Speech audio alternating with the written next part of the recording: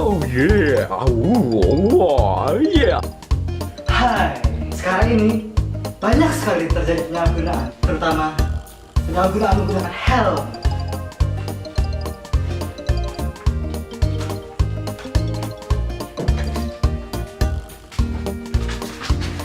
Siapa jangan dicuri, siapa jangan dicuri.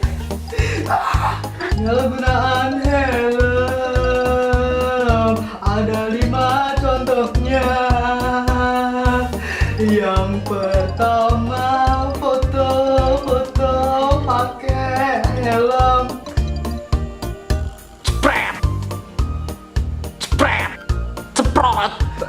Yang kedua, pakai helm buat tawuran. Tumber. Iki tawuran apa perang, Rek? Yang ketiga, pakai helm buat boker. Cempung, cempung, cemplung, cempung.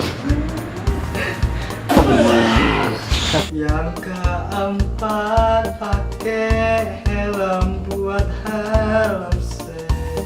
Dungo Harlem Shake. Dadadadadadadadadadadadad.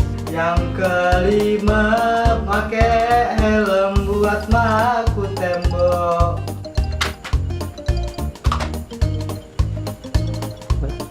Ya, itu tadi adalah yang sering terjadi dewasa ini di Indonesia. Justru orang-orang tidak menggunakan helm di saat mereka berkendara, tetapi mereka menggunakan helm di saat yang tidak tepat. Saya BPCS, sekian, bye. Halo bro, piye?